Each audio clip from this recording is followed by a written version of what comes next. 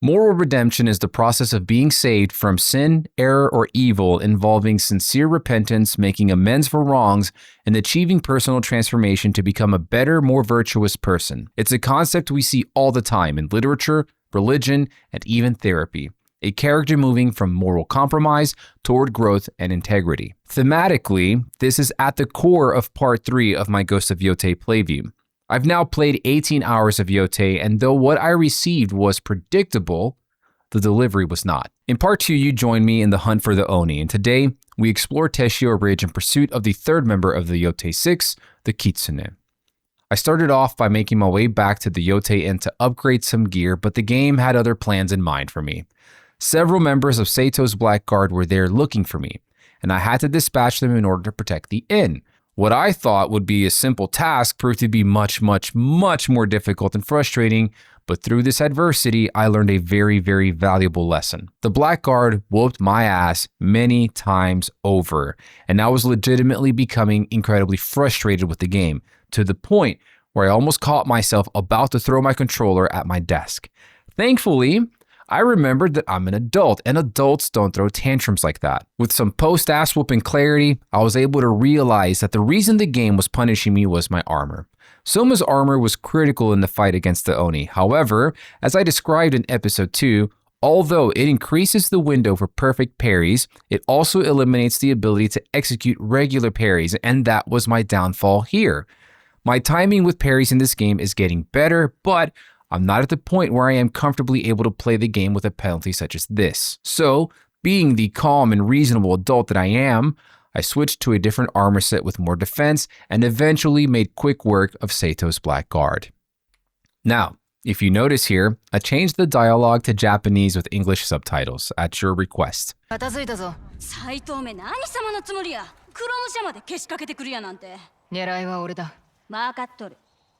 And thank you for the request because it was a great request. Clearly, this is the superior way to play the game. I'm just kidding. It doesn't really matter how you choose to play. I will say, though, that it does add a level of authenticity to the experience. I feel like the Japanese VO adds a lot more emotional weight to the words that are being spoken. Now, as great as it was playing with Japanese dialogue, I did have to change it. And you're gonna clown me in the comments as to why I did, but that's okay. I play on a 27-inch OLED monitor, and I found myself reading the subtitles more than really taking in the environments of Yotei, especially considering I was entering a new zone. I did not want any distractions, so I changed it back to English. So, feel free to post the L's in the comments below. I deserve it, and I've let you down, but remember how this episode is centered around redemption? Okay, well, allow me to redeem myself. After dealing with the Black Guard, I made my way to Teshio Ridge, inadvertently taking on one of my bounties from episode 1, the 3 Terrors.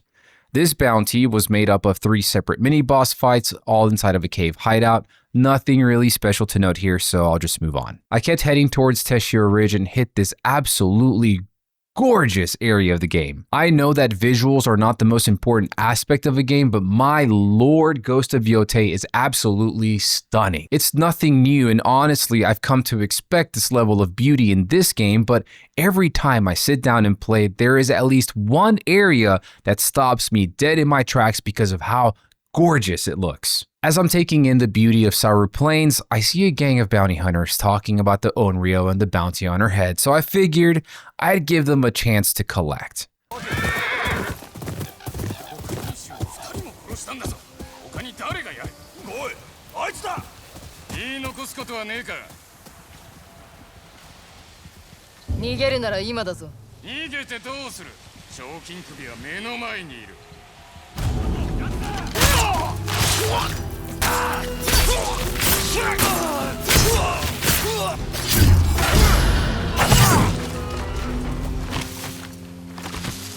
Unfortunately for them, they didn't capitalize on this chance. I, however, capitalized on the opportunity to take a bath at a hot spring nearby. Just as I get there and get off of my horse with no name, I am attacked by more of Sato's Black Guard, and these mother truckers whoop me into submission and take me prisoner. Now, I thought this was part of the story or something, but no. Looks like it's just something that can randomly happen if they beat you. So, I break free, I kill the guards, and I make a break for it. Several minutes later, I make it to a ferry that takes me to the Nayoro Wilds. Once there, I enter a small village called Huskokatan, where I meet up with Huci, the lady from the ferry. We help her out with a series of quests that at first seemed rather pointless to me, but as things progressed, Huchi's role in Atsu's development as a person turns out to be a big one. One of these quests involved tracking down some thieves who had stolen from the village. When we finally find the thieves, Huci, instead of punishing the thieves, recognizes that they simply need help. And unlike Atsu, who is looking to respond with violence, Huci helps Atsu learn how to extend compassion and empathy to others, even those who have wronged her. 何をしやがった。この男は寒くて心細いだけ。先祖伝来の着物がお前の道と交わってよかったよ。近寄るなと言ったろ。妻がいるな。身ごもっている。だが具合が悪い。そうだろう。わしのコタンに戻れば薬草も飯もある。暖かい日も一緒に来るといい。すまなかった。優しいカムイがついているのにな。だけどこう寒くてはふと忘れてしまうだろう。わしのコタンへ一緒に戻ろう。娘が生まれるその時まで涙は取っておけ。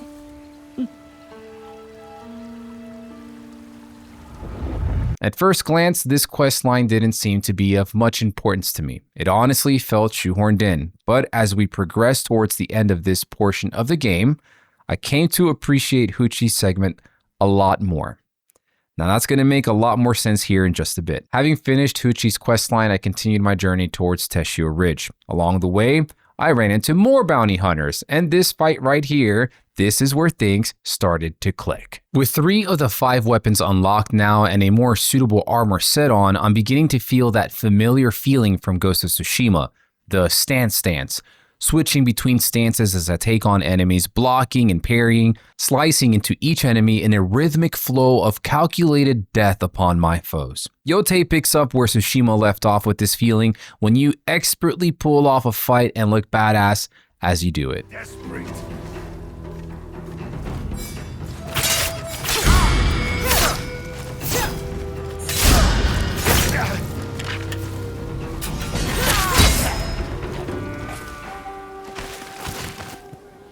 All to just coolly wipe the blood off your blade before putting it away. Many games out there have fun combat, but very, very few of them make you feel badass as you play them. With these tutorial level mobs dealt with, I moved along just to run into some merchants a little ways away. They ask Atsu to escort them in exchange for some money. See, they're afraid of the road into Teshio Ridge, claiming that spirits in Teshio Ridge lure settlers to their deaths. So of course, Atsu agrees, receiving half her payment up front, and thank God they paid a deposit because man, we were in for a bad day. The group gets ambushed by a group of shinobi, and though we did our best to fend them off, we were taken out by the one and only Kitsune.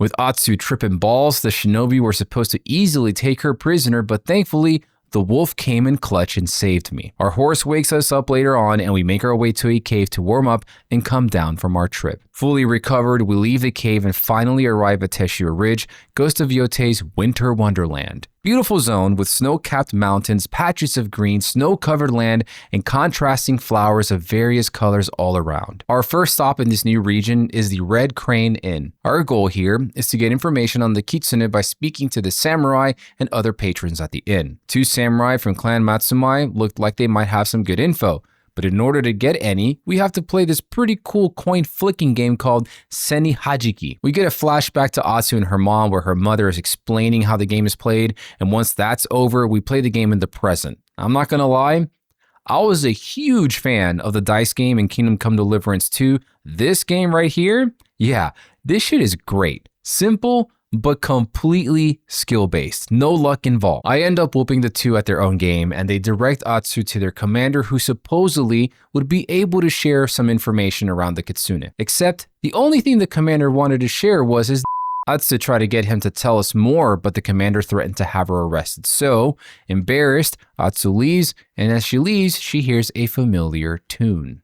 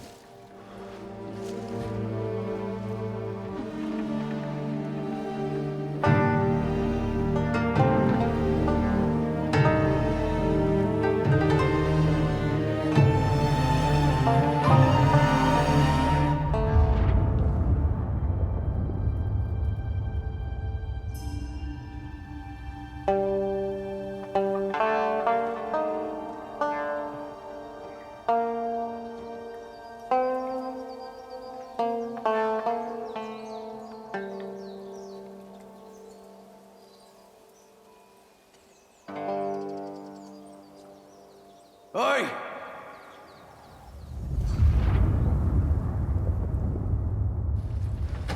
The two samurai that tricked Atsu started talking some smack, and everyone decided to throw hands.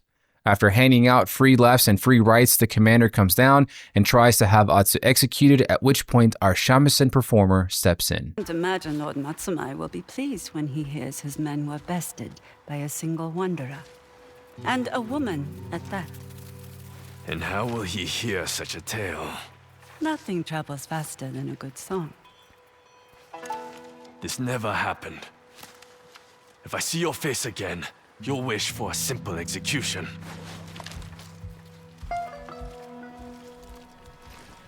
Meet me outside.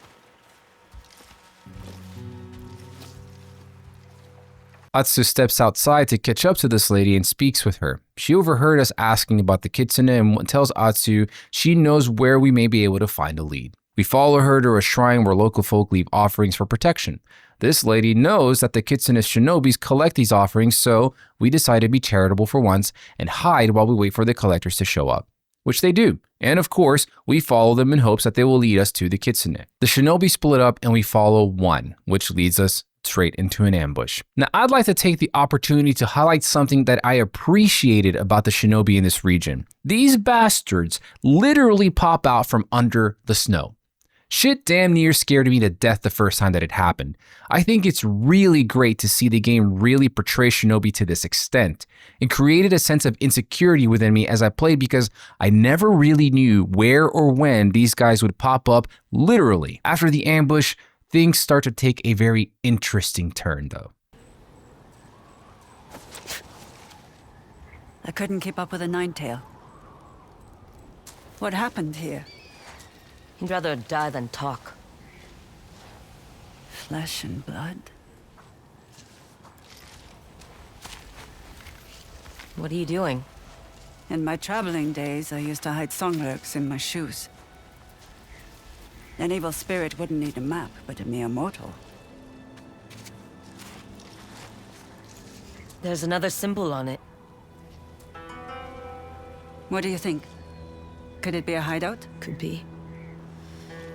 Head back to the inn. I'll find you when I'm done. That's it? You're rushing in alone? You would rather I wait around like the Matsumai? I didn't think so. I don't even know your name. Atsu. Upon hearing the name Atsu, you can see the look on her face. She knows the name. At first, my thought was that somehow her mom survived, or maybe she was a long-lost sister. I mean, it would make sense being that they both played the same exact song, but the truth, honestly, is much better. Okay, so among the corpses of the shinobi that ambushed us, we find a location of a hideout with some symbols on it. We get to the hideout and we make our way through this hideout and find a scroll with the symbols written on them. These symbols make up a cipher, and the cipher is how the Kitsune and his gang communicate. The game uses these symbols and incorporates them into various puzzles throughout the questline, and although the puzzles are quick and easy, I think they could have been just left out. I mean, look, back in the days of little me playing PlayStation 1 games, rotating puzzles and block pushing puzzles blew my mind, but 30 years later, turning a fox pedestal to face a certain direction is kind of played out. But at least the puzzles are short and simple, so I guess that's forgivable. I am also able to forgive the puzzles because solving one of them got me what I had hoped we'd get since we got to the region, new armor. This time around, we get the Nine Tails Shinobi armor, except our version is black and theirs is white, and I'm not gonna lie, being that this is a snowy winter wonderland, white would make much more sense and would look a lot cooler, but black works too. It's just every ninja armor in damn near every ninja game is black. With the cipher in hand, it's time for me to return to the Red Crane Inn, but I instead decide it's time to find this region's weapon master. Doing this questline got me the Kusarigama, which is perfect for taking on enemies with shields. Finally, thank God. After this, I then took on a side quest that would earn me a new set of armor, the Crimson Kimono. Both the Crimson Kimono and the Nine Tails armor look great in their own respect, however, they have very similar perks, or rather, both sets offer perks centered around stealth, which of course makes sense given that they're both basically shinobi armor sets, but I would have liked to see a little more variety in the perks, or maybe even allow us to change perks associated with armor sets.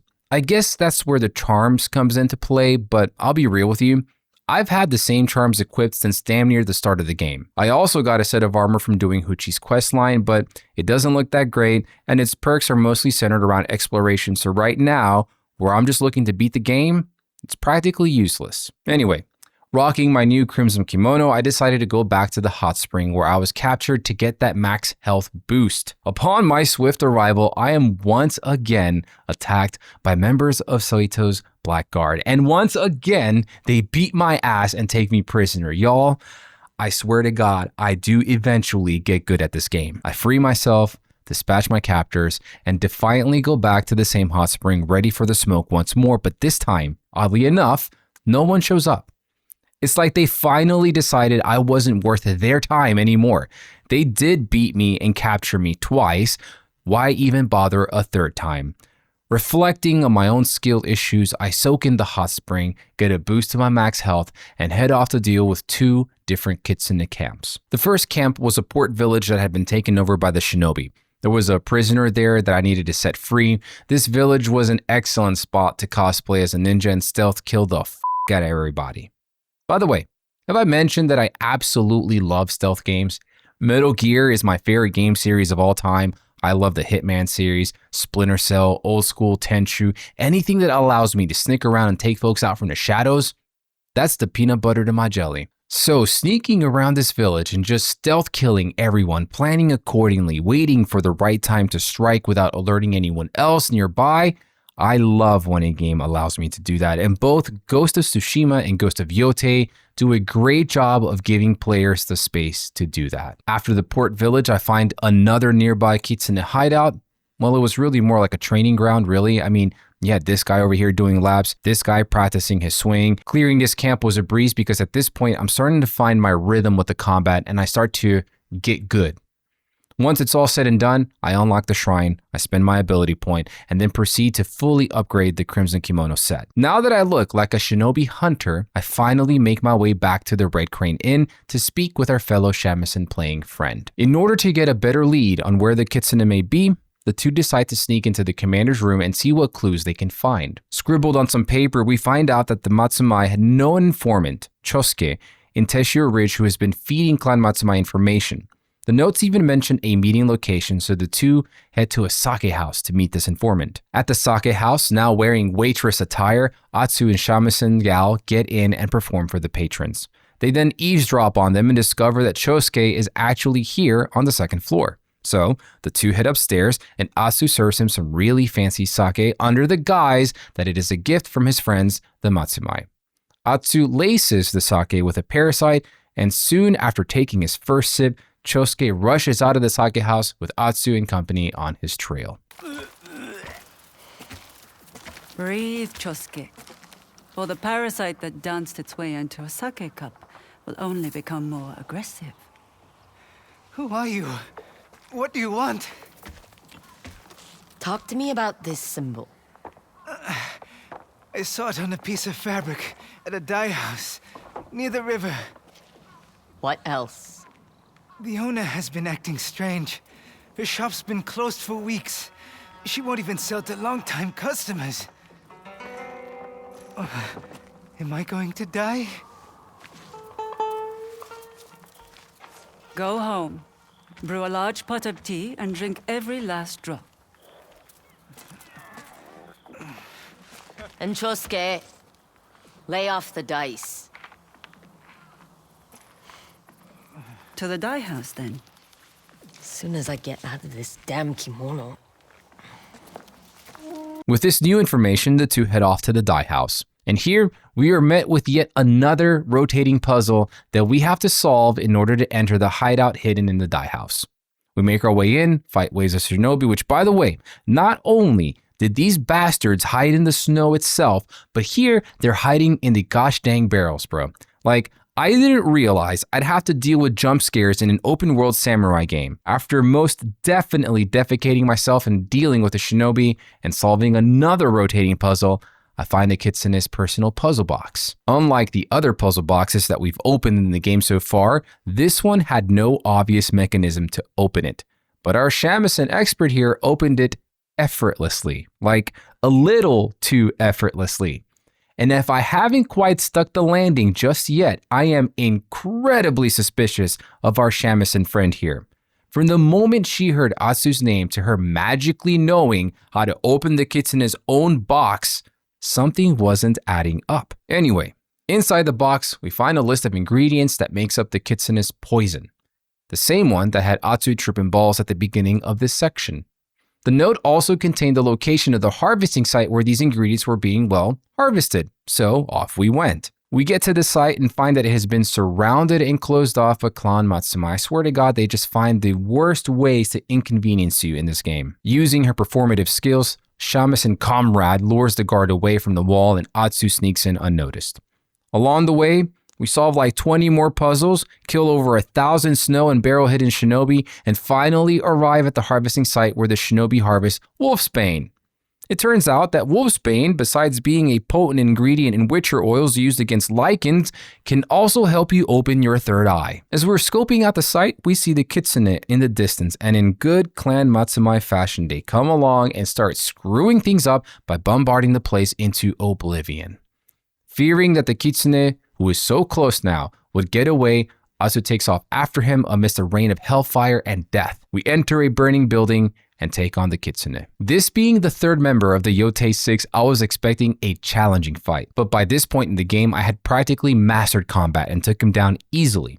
You see, so far, my biggest pain in the rear enemy to deal with were the shinobi wielding kusarigamas.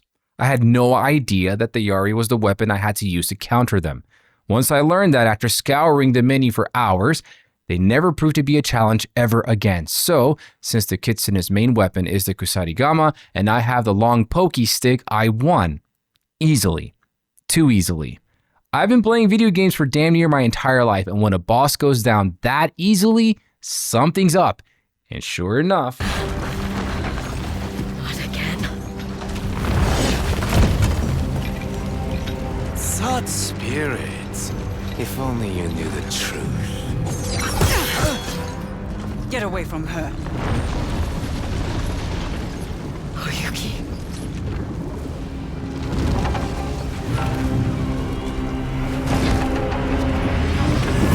We finally know her name. Our suspicious shamisen playing friend is Oyuki. Now, I understand that her name means nothing to you, but we'll get to that in 1 second because Oyuki saves us from the Kitsune and helps Atsu, who is once again tripping balls, escape the harvesting site. As this segment comes to a close, we are met with another flashback to that fateful night, and here all is revealed.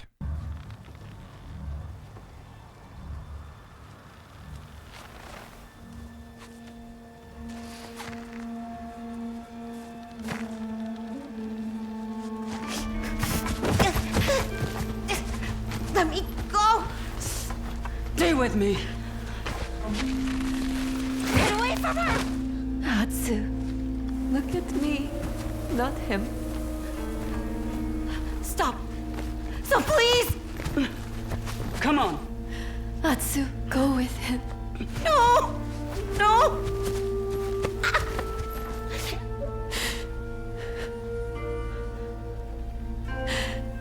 Then sing with me. I can't. You can. You can do anything. The end of the world exists only in the mind.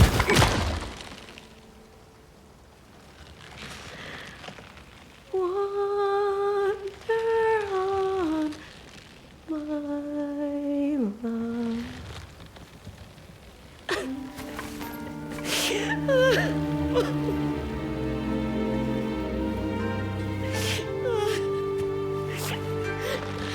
Bring her to me.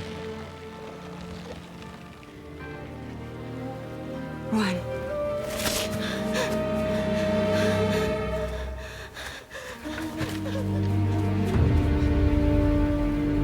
Oyuki was the Kitsune we've been hunting down this whole time. She's been at our side helping Atsu. But why? Well, as you see and hear why, remember that the theme for this segment revolves around redemption. You fight like a shinobi. Carry the antidote to their poison. Your voice.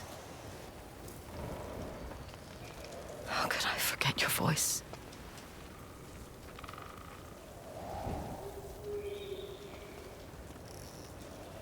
You never asked why I was after the Kitsune. Because you were there. I tried to save you. And my mother? What did you do for her? Nothing. You watched as he... I am not your enemy, Atsu.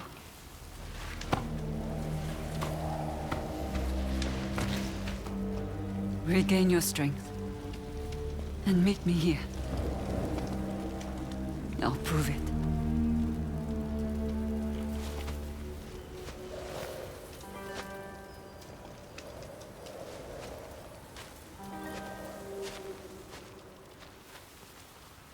Atsu wakes up and heads out to face Oyuki. Are you here to fight or listen? My mother is dead because of you. She was lost the moment Saito placed that noose around her neck. You don't know that. Yes, I do. I know him better than you. I don't want to fight Atsu.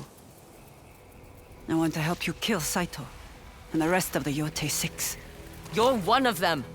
You are the Kitsune. Not anymore. Please, Atsu. Just listen. No. You'd only lie.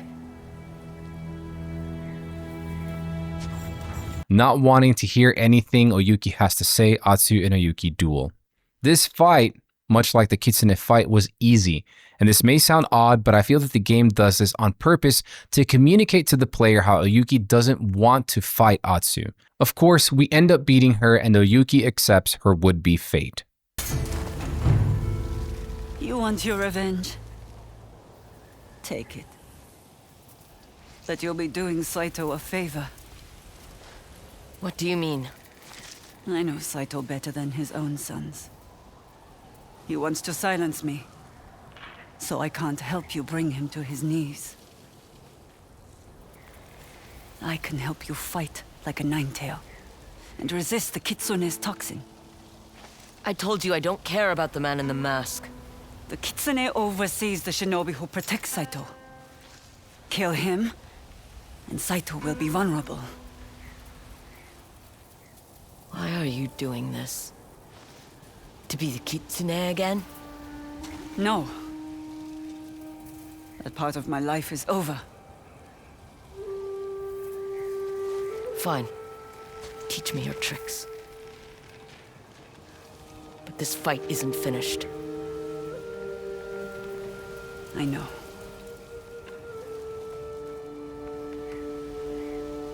Atsu agrees to be trained by Oyuki, and she teaches Atsu the listen ability as well as how to use smoke bombs to get out of trouble. Once done, we sit and listen to more of Oyuki's story. If music can reach the dead, then perhaps it's time I told you the tale of the Kitsune. If you will allow it. It won't change anything. Before the Kitsune, there was the innkeeper's daughter.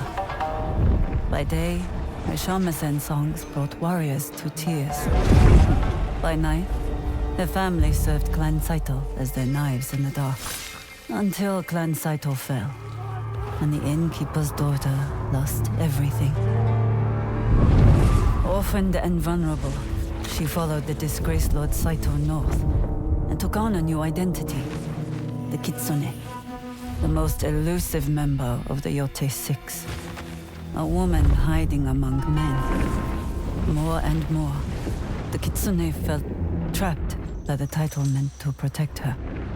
Until one fateful night, she snapped. The Kitsune defied Lord Saito to save the life of a young girl. As punishment, he branded her skin and forced her to train new shinobi to serve his schemes. For years, the Kitsune played the repentant servant, while secretly plotting against Saito. But she was betrayed by her closest ally, and the Nine Tails cast her out as a traitor. The Kitsune lost everything she built, but found an unlikely ally in the girl she risked her life to save.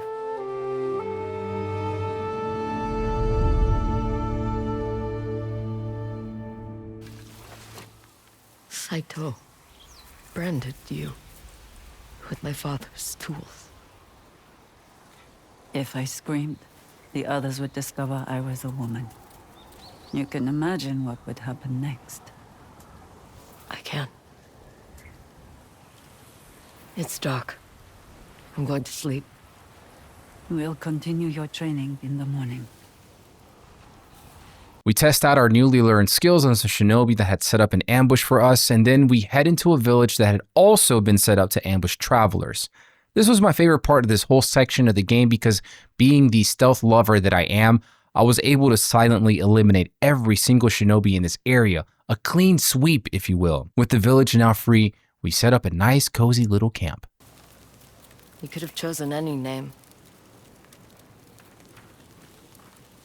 As a child, my favorite stories always featured foxes. Immortal tricksters with the power to become anyone. After I lost my family and home, that power was very appealing. And now? Now?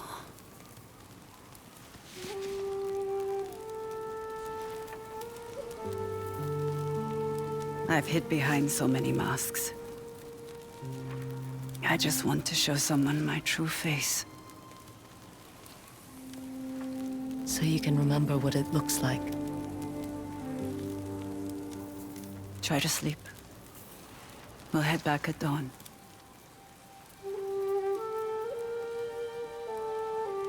The two head back to Oyuki's place of residence, and now having received all the training Oyuki has to offer, there was one thing left to do.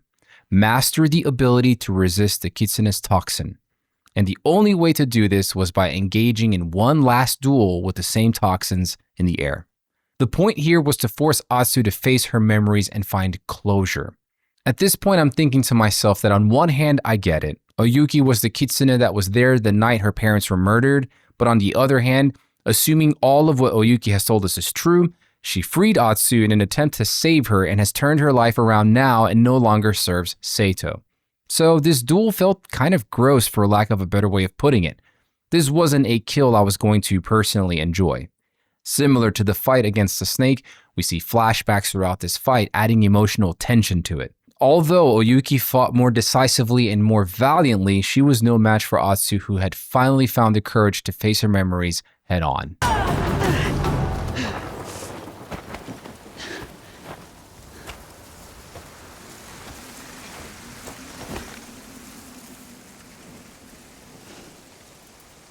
Atsu. I am so sorry. I will never forgive the Kitsune.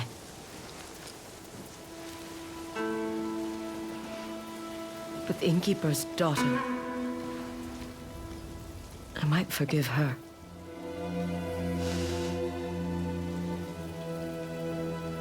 Thank you. This scene here is beautiful. I began suspecting Oyuki since the moment Atsu told her her name. However, I thought that she was the same Kitsune that attacked Atsu when we first arrived at Teshio Ridge. Once we learned the truth, I then expected Atsu to kill her anyway. But here's where I came to understand and appreciate Huci's questline. Huci helped Atsu develop compassion and empathy for those who have wronged her. Of course, this doesn't mean that Atsu will forgive every remaining member of the Yotei 6. Remember, moral redemption is the process of being saved from sin, error, or evil, involving sincere repentance, making amends for wrongs, and achieving personal transformation to become a better, more virtuous person. It signifies a profound change from a morally compromised state to one of goodness, often requiring acknowledging mistakes, feeling remorse, and performing positive actions to restore integrity or earn forgiveness. Oyuki, at the very least, had done as much as humanly possible to atone for what she had done years ago. Again, what happened here was predictable to a degree, but I did not predict exactly how things would pan out, and I gotta say, as far as story and theme goes, this has been easily the best portion of the game so far. Most games would have taken the easy way out and just dumbed this down to Atsu barbarically killing Oyuki regardless of her redemption. But Ghost of Yotei took the path less traveled and really explored redemption and forgiveness in such a difficult yet beautiful and mature manner. We head back to the Red Crane Inn, which had been attacked by the Kitsune and his shinobi, but a lone survivor was found. Thanks to this little kid's info, we make our way to the Kitsune's hideout, fight through waves of shinobi, solve a few more puzzles along the way, and finally face the man himself one last time. This time, the Kitsune mixes things up a bit more by using kunai here and there in the fight, as well as smoke. The smoke sections were actually pretty cool because it forced me to use my listen ability to track him down and deflect his attacks. I would have liked to see these smoke attacks be more threatening, and maybe at higher difficulties that is the case, but here in normal, it was very easy to deal with, and the same can be said for the rest of the fight. After whooping him and depleting his HP, wouldn't you know, he gets away and preps for phase 2 of the fight. And yet here we are with another main boss with multiple phases. We chase the Kitsune down to an adjacent area and he hits Atsu with a poisoned kunai, but this time, Atsu is no longer phased by the toxin. This allows us to take the Kitsune on for the final phase and finally kill him.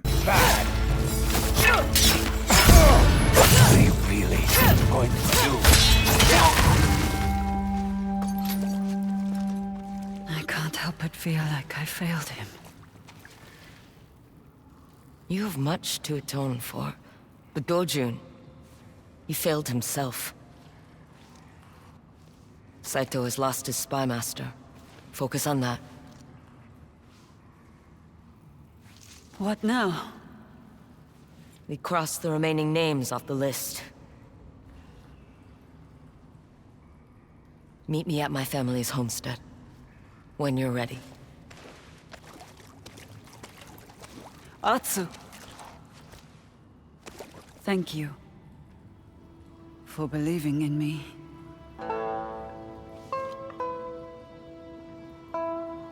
See you around.